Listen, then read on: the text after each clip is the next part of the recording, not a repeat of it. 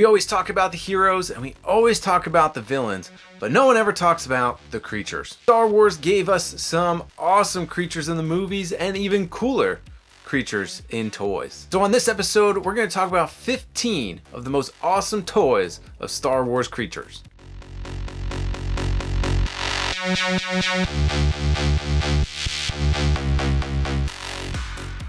Welcome back, guys. It's Thomas, and we're still heavy into Star Wars month. We've done a few episodes already. We've done play sets, we've done army builders, but now I want to talk about some of the animals or the creatures that were made for Star Wars and then produced into some awesome action figures. So I thought I'd do things a little differently. It's not necessarily a ranking, but more so in order of the films. So we're going to go chronological order from the prequels to the trilogy and see what kind of awesome Star Wars action figures we got over the years. So let's get into this list of Star Wars creatures, starting with number 15. This first one, I must admit, is not the most exciting, but is the Eopie, or Eopie, from Star Wars Phantom Menace Episode 1. We see this creature a few times. He's more or less just the Star Wars version of a camel. You see Qui-Gon Jinn riding on this creature. And we also do get one of our first fart and poop jokes from Star Wars when Jar Jar Binks steps in a big pile of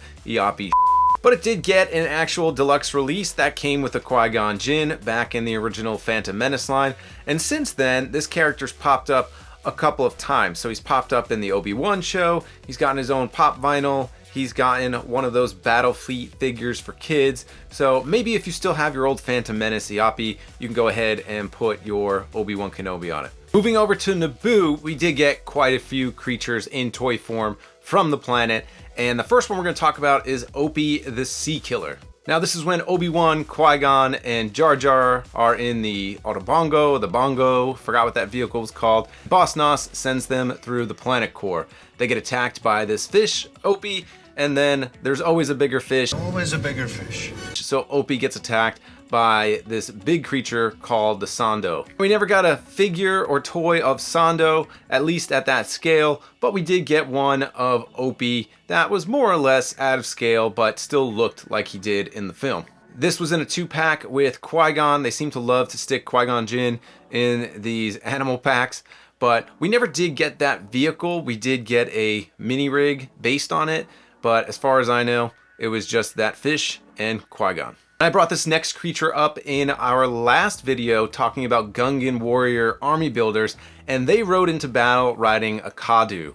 And it was a cool kind of ostrich slash duck type creature. And I remember this one had a button where its legs would kick.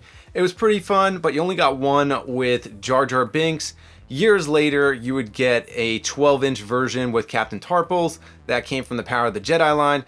And then eventually there was the original trilogy line that came with Captain Tarpals with his own Kadu that actually had some extra details like the feathers. So pretty cool that you can actually now pair your Jar Jar, your Captain Tarpals on their own Kadu. Next we have the elephant, the heffalump, the Lumpusset. That's what it's called.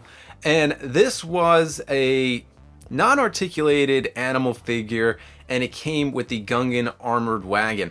This thing was cool. I guess it would have been more fun if it was articulated, but because it was kind of hitched to this wagon that kept all the Gungan bombs on it, it seemed to have a little more play value. And there was a Gungan warrior only from the waist up that was made to look like he was riding it. So it had some other cool features other than the animal, but kind of like the Eopie, I think this is another camel slash horse hybrid for Star Wars. Now, this next one is probably the biggest creature released in the prequels, and that goes to the Famba. This was a giant lizard dinosaur type character, and really you needed two of these because in the movie they were lined up side by side, and when they activated the shield generator, this big purple dome went over all the Gungans. Unfortunately, we never got that dome effect, but they did make a cool few pieces for this. So you got the Famba, he came with a Gungan warrior, so you can also army build if you got more than one.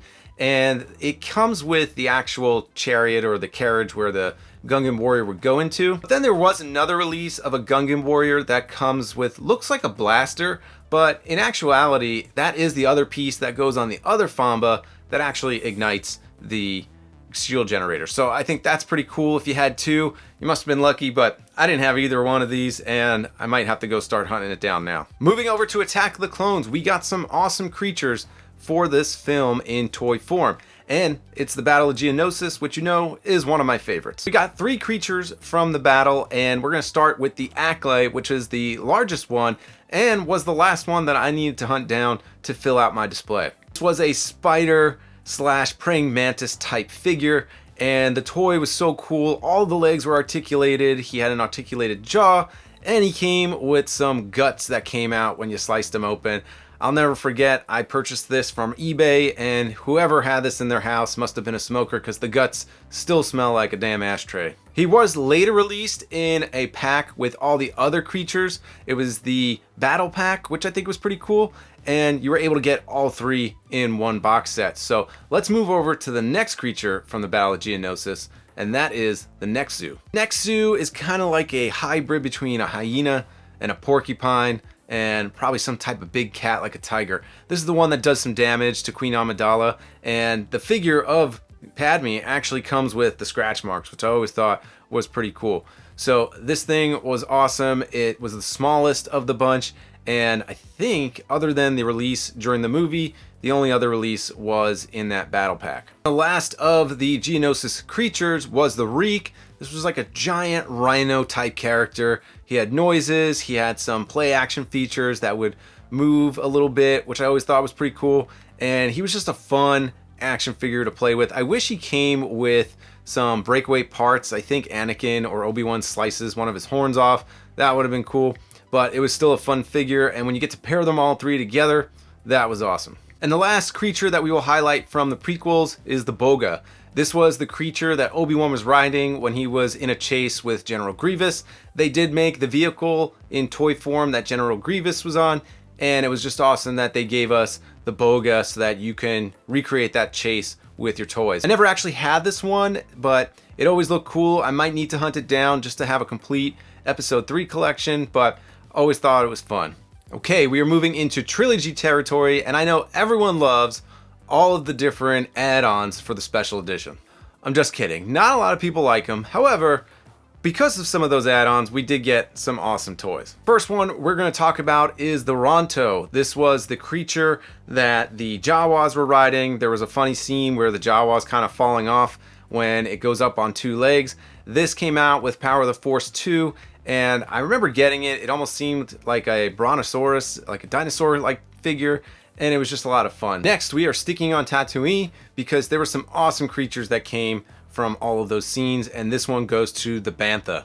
Bantha was widely used by the Tusken Raiders, and this came out in Power of the Force 2, and I remember not having it, but it had rooted hair. It looked so cool with the horns and the harness. It just looked awesome. This has gotten remade in Vintage Collection. It's gotten some other releases, but I never had my hands on it. I think to find it now in good condition because of the hair, it's probably a little pricey, but it did look cool. When they filmed the original Bantha scene, that was pretty much just a dressed up elephant. Did anyone else know that? Was I the last one to the party? Now, even though this is in the middle of the list, this is probably one of my favorite creatures that I own from all of Star Wars, and that goes to the Dewback. Now, I had the one from Power of the Force 2, which I think was based off of the special edition version. I did like that design a little more, even though some of those visuals are dated. The original vintage Kenner design was based off of the original release of the movies, and then there were subsequent releases of the Dewback since then. There was a giant-sized Dewback, which I didn't know many people that were collecting the 12-inch Star Wars figures. There was the Legacy Collection, where they actually paid homage to the original design of the Dewback. And then, of course, for any modern-day collectors, you probably have the Black Series Dewback in your collection. Moving over to Empire Strikes Back, we got some awesome creatures from Hoth. And first it goes to the creature so nice they named it twice, the Tauntaun. Now the original vintage Star Wars figure of the Tauntaun was awesome. It had a rubber belly so you can stick Luke in there. And I didn't have that one, but later got the Power of the Force 2 version. They did make one for Luke, which had an action feature that kicked his legs, and they made one for Han. Unfortunately, the updated version for Han did not come with the open belly that you can stick Luke in. There was a vintage collection release, a Black Series release of the Tauntaun. I even remember a giant-sized figure of this as well, and he's probably one of the only Star Wars creature that gets his own sleeping bag, so you can tuck yourself in just like Luke. Then one of my favorite creatures of all of Star Wars as well goes to the Wampa. And they made a lot of different variations of this one all the way back to the vintage Kenner line and everything up since. So Power of the Force 2, the Legacy Collection, the Saga Collection. I had the one from the Saga Collection. He had a removable arm. He came with a bone with some meat on it. And he came with a icy base. Now I always thought this was cool because if you got the separate Luke Skywalker, then you can attach it to the base, have him hanging upside down and posed with that Wampa. So really cool. I know Black Series have gotten a more updated version, which is awesome, but this one goes to the Wampa. For honorable mentions, there's a few, and I'll pretty much just lump any creature that was small enough to go in a 2-pack with a figure.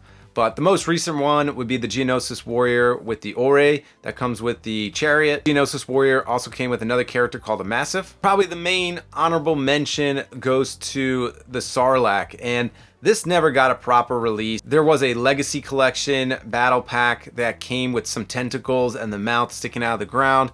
Not sure how you quite would have done this figure, but it would have been awesome if they found a way to give it to us in some sort of big playset slash deluxe type figure. So honorable mention because you really don't get the whole figure, just a few parts. And the last creature that we will highlight from Return of the Jedi goes to the Rancor. There was an original version of this from Vintage Kenner line. I remember the Power of the Force 2 one, never had it. I did have the Keeper though, but unfortunately no creature to go with them. And we all know this was one of the failed HasLabs that didn't happen for Black Series, so maybe someday it'll be released. They did release it a few times later. It came in one of those battle packs, and this one came with a Felucian Rider with a weird paint scheme. I'm not sure where that's really from, but the Power of the Force 2 one was just as awesome. I probably need that in my collection at some point. Alright folks, that does it with my list of awesome Star Wars creatures. Let me know down in the comments, did I miss any? Were there some that you wanted to see on this list? And what are some actual other creatures that we didn't get in toy form? Let me know. So hope you guys enjoyed this one. If you did, hit like and subscribe. And until the next episode, we'll catch you next time.